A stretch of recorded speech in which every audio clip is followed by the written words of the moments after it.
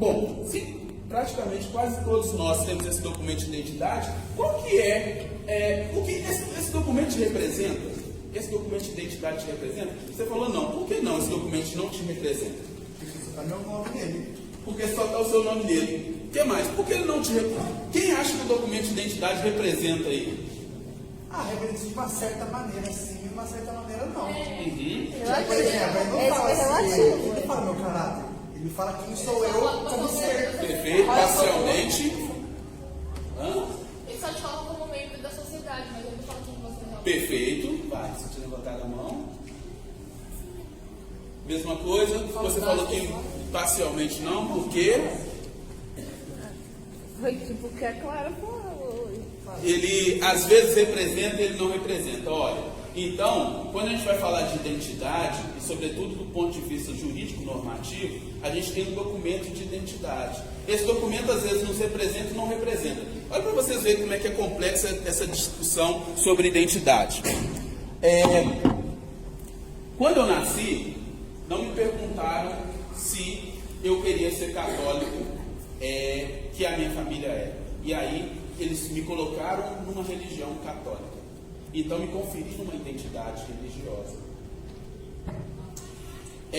Quando eu nasci, me falaram que eu teria que chamar Natalino. E não me perguntaram qual que é o nome que eu queria ter. Acho que todos vocês foram isso, não é isso? Ou seja, quando a gente nasce, a gente já ganha uma identidade sem muitas vezes ter nos perguntado que é essa identidade, se a gente quer ou não. Ou seja, quando a gente fala de identidade, significa que existem identidades que a gente já recebe logo no ato. E muitas vezes nem nos perguntar se é essa identidade, se eu quero ter ou não. Então, quando a gente começa a falar de documento, por exemplo, de identidade, e eu concordo com vocês, é um documento geralmente que é impessoal. Né? Ele é impessoal porque você é identificado por número. Então, esse primeiro documento de identidade jurídico normativo, ele é número. Então, por exemplo, quando você vai viajar para fora do país, a primeira coisa que eles te perguntam é o passaporte.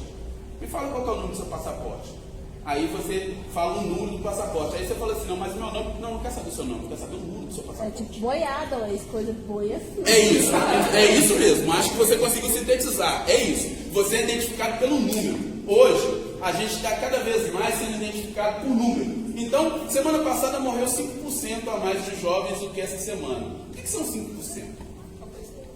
São pessoas. Na verdade, para quem o ente que ficou, não é 5%. O ente que ficou foi Maria, mãe de João, filho de Bernadette. Ou seja, tem história. Então, essas pessoas têm história. Mas geralmente, de uma maneira geral, são números. 5% são frios. Nós recebemos a identidade, sem a gente pedir, números. A gente não está preocupado de quem que é o seu nome, quem que é a sua família. Então, esse documento de identidade ele tem um outro problema, que é uma obrigatoriedade, que eu falava com vocês no início. Ou seja, o meu pai falava, você tem que ter o documento de identidade, porque você pode receber uma abordagem e se você não tiver essa identificação, como é que inclusive eles vão saber para quem que vão identificar? Para quem que eles vão te chamar? Né? Então, esse documento de identidade, além dele ser obrigatório e normativo, ele é impessoal. Afinal de contas, você não pode abrir o seu documento de identidade e colocar uma carinha, um meme, alguma coisa. Pode? Não, porque senão você desvalida essa identidade. Então, o que a gente está chamando a atenção é que a primeira identidade civil normativa que a gente recebe, ela é obrigatória, ela é impessoal e ela tem mais um caráter. É fixo e permanente.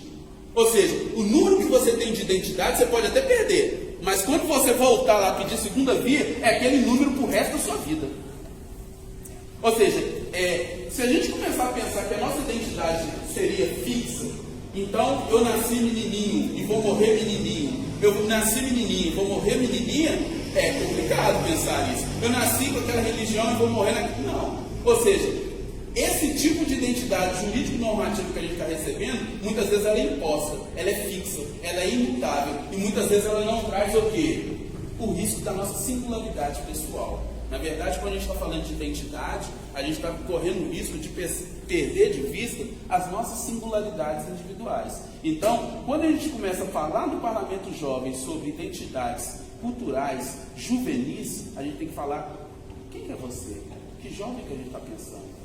Eu acho que nessa sala são jovens diferentes, com trajetórias diferentes, com experiências de vida diferentes. E aí, forem pensar leis para jovens, e sobretudo jovens negros, que jovens que nós estamos falando? Que jovens são esses? Que experiências que eles vivem? Bom, e aí é interessante que a gente pode pensar essa questão também como um ser humano, né? Essa questão da identidade, ela reflete também na dimensão do ser humano. E aí é interessante, que eu não sei se vocês vão lembrar do livro lá de biologia, a gente aprende essa identidade do ser humano dessa seguinte forma. O ser humano atual, que é muitas vezes um modelo caucasiano.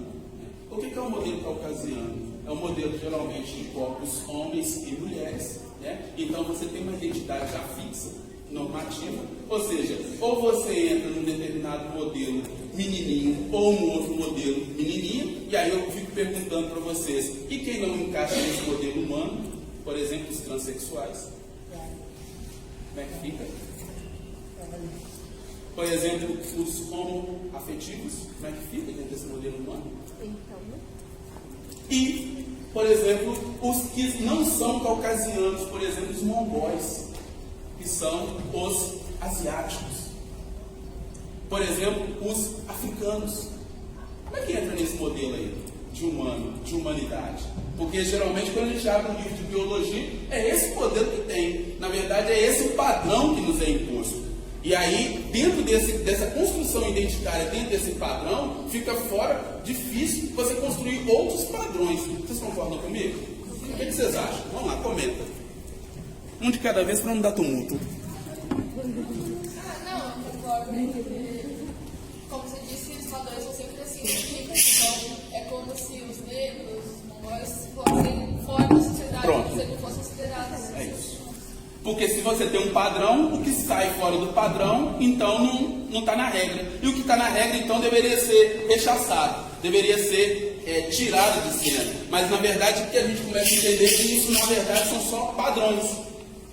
Só padrões. E nem sempre esses padrões, conforme a gente viu na identidade anteriormente, são legais. Esses padrões, muitas vezes, são uma regra, uma norma. E aí, talvez, sair dessa norma ajude vocês a pensarem essa questão do parlamento jovem. Bom, como é que então o conceito de identidade pode ser definido? Então, brevemente, sem nenhuma leitura, eu trouxe um autor chamado Stuart Hall. Possivelmente, acho que vocês não devem ter lidado com ele no ensino médio, mas na universidade a gente lida muito com esse autor. Ele já é falecido, ele faleceu em 2014, e qual que é a contribuição desse jamaicano? Nasceu na terra de Bob Marley e morou toda a sua vida em Londres. Foi um dos precursores dos estudos culturais. Né? E aí ele define o conceito de identidade da seguinte maneira.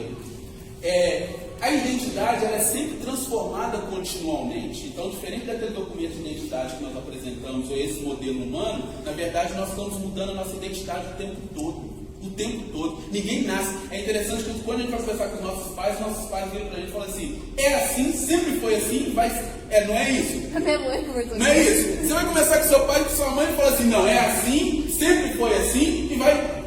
Depois do mundo assim, você vai morrer assim. É isso, né? Então, esse autor vai falar, não, na verdade nós estamos construindo a nossa identidade o tempo todo. E essa identidade está passando por transformação. Por quê? Ela sofre influência. E o sujeito, então, ele possui diferentes, né, identidades em diversos tipos de contexto. Por exemplo, eu trabalhava antes de vir para a Unifal no Instituto Federal de Ciência e Tecnologia no campus Ouro Preto, que é o IFMG, que anteriormente era chamado Cefet. Né? E certa vez, vocês, jovens, nos deram uma lição. Para mim, enquanto professor do Cefet, foi uma lição. Foi a primeira vez que eu vi o auditório lotado de jovens, os jovens chamaram os professores, e aí eles falaram, agora os professores vão ter aula com a gente. E aí um grupo de menininhas do Grêmio começaram a falar, olha, professores, por que aqui no Cefet nós somos abordados quando nós estamos acariciando meninas, trocando afeto com meninas, e aí os seguranças vêm e mexem com a gente, e quando os meninos e as meninas estão beijando aqui, nenhum segurança incomoda. Isso foi uma lição para a gente. Porque, na verdade, a identidade ela é fluida. A gente pode ter outros tipos de identidade, a gente pode até discutir, mas não significa uma identidade fixa. Né? E aí, identidade fixa, muitas vezes é o que os nossos pais muitas vezes imaginavam que era. A mesma coisa é étnico e racial. Né? Porque aí nós vamos começar a pensar, se os modos de representação social interferem no processo de construção da identidade da pessoa, historicamente, como a população negra, e aí eu acho que esse é o tema do Parlamento Jovem, e essa é a pergunta que vocês deveriam se fazer ao pensar essa construção da identidade. Como a identidade da população negra tem sido representada pelas instituições sociais dominantes? Porque, na verdade, se eu, para mim construir minha identidade, eu preciso de uma representação nas instituições, como é que as instituições me ajudam a construir essa identidade? Ou não me ajudam a construir essa identidade? Então, quando vocês vão pensando em construir leis, pensam nessas instituições, como elas ajudam ou não ajudam a mim construir, porque eu também sofro influência dela. Porque, por exemplo, eu vejo os meninos do ensino médio, eles querem ser incluídos. Ninguém quer ser marginalizado. Ninguém quer ser incluído de maneira marginalizada. E eu acho que é interessante ser incluído de maneira positiva, afirmativa. Eu fico vendo os meninos hoje em dia bom, pelo menos vou falar da realidade de Ouro Preto e de Belo Horizonte, que eu conheço um pouco mais. Geralmente os meninos vão de tatuagem, hoje em dia eles tatuam o pescoço, eles tatuam inclusive a testa, se tatuam. E aí, você acha que aquilo ali é feio? Não, eles estão achando que é super bacana. É isso. E é inclusão. 2 brincos. Isso são marcas juvenis. Isso são marcas da juventude. Né? E aí, muitas vezes, quando a gente, dentro de sala de aula, vira para o menino e fala assim, tira o boné aí. Você quer, muitas vezes, falar com o menino, abrir um fosso, falar assim, tira o boné aí. Né? Sabe, isso é marca juvenil. Será que a gente leva em consideração essas marcas juvenis? E aí, a minha pergunta será que as instituições sociais, elas nos ajudam a pensar ou não a construção da identidade negra? Bom, eu fiz o meu para casa e fui lá no jornal, que hoje, mas não só hoje a gente discute fake news, né? Mas na verdade essa conversa é antes. E essa conversa começa, por exemplo, nos jornais. Né? Então, quando a gente vai falar de mídia, a gente esquece que o jornal foi uma das primeiras mídias brasileiras que circulou. Não sei se vocês conhecem, não perguntei de onde vocês são. Então, esse é o primeiro jornal. Esse foi Correio Paulistano. Vocês conhecem esse jornal? Não? Esse Correio Paulistano, e isso aqui é uma foto da época mesmo, ele foi lançado em 1854. Ou seja, meados do século XIX. O Brasil ainda era imperial, ainda a gente não tinha nem Brasil República. Né? E aí, esse Correio Paulistano foi o primeiro jornal diário publicado em Paulista, né? Na sociedade paulista, e o terceiro do Brasil. Esse foi o terceiro jornal brasileiro e até hoje, pasme, ele está em circulação. Ou seja, é um jornal que atravessou séculos. E esse jornal, ele formava opinião. Ele formava a opinião da sociedade.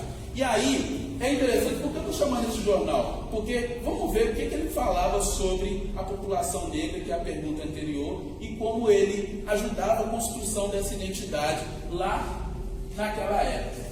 Esse extrato que eu tirei aqui de jornal de 1892, ou seja, o Brasil estava com 3 anos pós-república. Quem vai fazer Enem, é sempre bom fazer essas conexões. Né? Ou seja, o Brasil tinha 3 anos pós-república e logo esse jornal estava ajudando a construir cidadãos. Vamos ver o que ele falava sobre a população negra em 1892. Em virtude da observação antropológica aqui está grafado com 2 L's na época, né?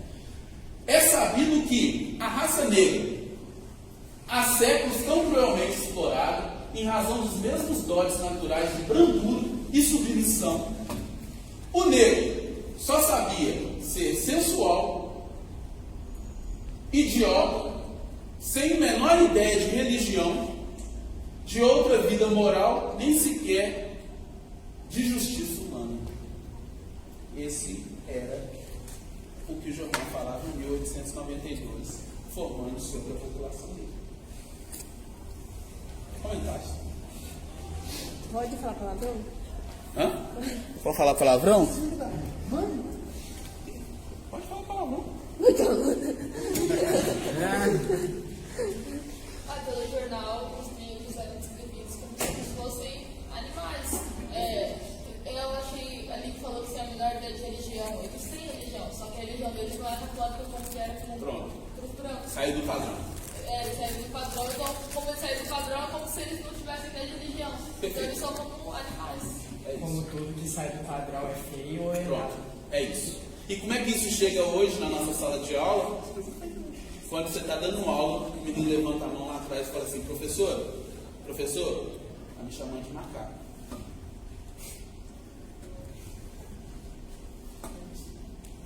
Chega desse jeito. O que está o problema? O professor está me chamando de macaco? Não tem problema nem com macaco, porque não vai entender a nossa linguagem, e nem com nós seres humanos, porque nós não somos macacos. A questão é, quando você chama o outro de macaco, é que você não reconhece a identidade humana que existe nele. É disso. É como falar que todos os negros são bandidos, são pobres. É isso.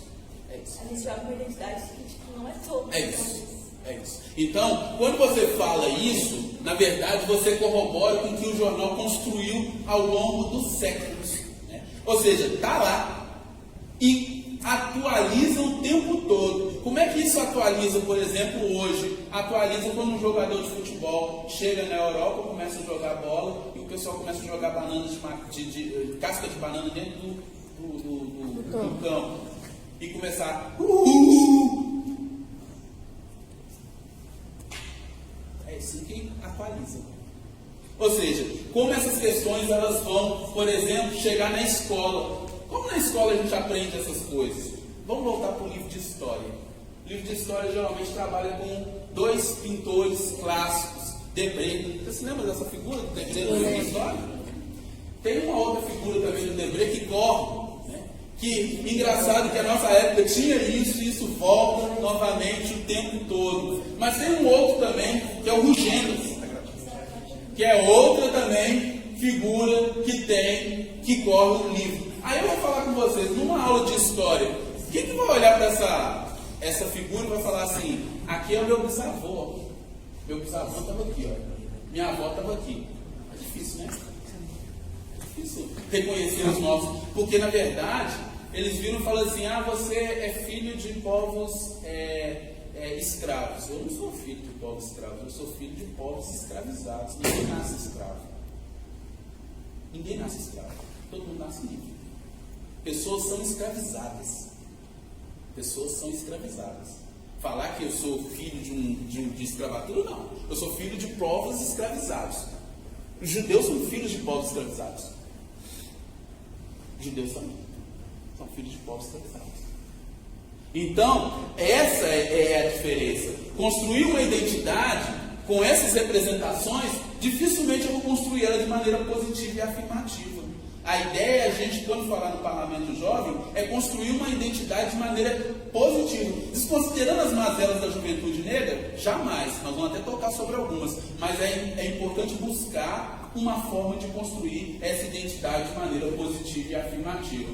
Bom, então, tratar dos direitos às identidades e à diversidade cultural significa, portanto, compreender como a construção da identidade negra necessita de ser cada vez mais valorizada, afirmativa e positiva. Acho que esses três eixos que vocês deveriam pensar as políticas aqui de Paraguaçu. Como eu posso pensar uma identidade negra, juvenil negra, de maneira afirmativa, positiva e valorada. Né? É disso que nós queremos, é disso que se trata, é essa discussão que vale. Porque se você mostrar aquele quadro do Rugendas e falar assim, o que é seu avô? Ele vai falar assim, lá fora de pé, nós vamos nos ferver na porrada. Nós vamos nos ferver na porrada, que isso aqui não é meu avô não, porque eu não sou filho de escravo. Eu sou filho de povos que foram escravizados. E nosso passado não ficou lá. Inclusive existem resistências que tiveram lá. Por exemplo, Quilombo. A gente poderia falar de Zumbi. A gente poderia falar, por exemplo, da Revolução Haitiana. Não sei se você sabe. O Haiti foi a primeira revolução, antes, inclusive, da Revolução Francesa. A gente podia começar pela Revolução Haitiana. E não a Revolução Francesa do Liberté, Igualité, Fraternité. Vamos começar pelo Haiti? Aí a conversa que a gente poderia aprofundar. Veja bem. Aí, eu tomei a liberdade de pegar uma identidade negra positiva. É isso que se trata. São figuras positivas e que vão possibilitando construir uma identidade de maneira afirmativa. Ou seja, criança é criança em qualquer lugar. E não existe sorriso mais bonito ou sorriso mais feio. Eu acho esse sorriso aqui lindo. Lindo. Então, é isso. Como princípio educativo, a diversidade cultural nos leva-nos a rever constantemente os valores políticos, sociais e culturais de compreensão do outro. Né? Lançar mão desse princípio significa ao mesmo tempo, entender o saber e a cultura como parte de uma produção sócio-histórica e determinar a sociedade e problematizar determinados valores universais. Então, quando a gente está falando de identidade e diversidade cultural, é importante a gente entender que, infelizmente, gente, e essa é uma realidade, nos foi negado essa dimensão de pensar a identidade cultural de um povo chamado negro e de um povo chamado indígena. A gente não sabe nada dos índios, tá? Nada dos povos indígenas. Inclusive, falar índio é ofensa. Se você encontrar um índio, por favor, em povos indígenas, não chama ele de índio. Ele vai falar assim, nem quero conversa com você. Índio é ofensa. Índio foi um nome que o colonizador deu. Na verdade, quando você vai para uma tribo indígena, eles se chamam de nação. Eles chamam de parente. Você é meu parente. Você é meu parente. E eles vão identificando as suas etnias. O meu parente é Chaquialá, é Machacali. É isso. Não é índio. Índio é do colonizador. É nação. Nação indígena, diferentes etnias. No Brasil estão várias etnias e que estão sendo dizimadas. E a gente não está nem prestando atenção nessas mortes dos povos indígenas na nossa cultura. Bom, vamos lá. Desafio, o Éder já está ali me acelerando. Desafios de ontem e de hoje que impedem os jovens negros e brancos de construir uma identidade afirmativa, valorativa e positiva. Eu trouxe um vídeo, eu não sei se vai dar tempo de passar. Mas Vai ter que passar. Vamos. Até 5. Vamos ver algo importante? É só coisa assim.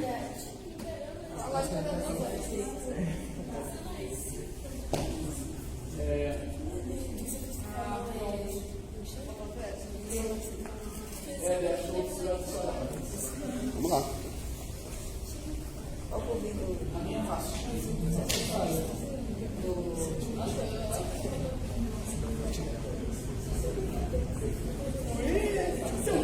Obrigado. Gente, esse vídeo ele está disponível na Netflix. Eu não sei se você conhece. Esse foi o primeiro vídeo que inaugurou a série dos 3%. E aí eu acho que diz muito respeito à juventude de uma maneira geral. Vamos lá.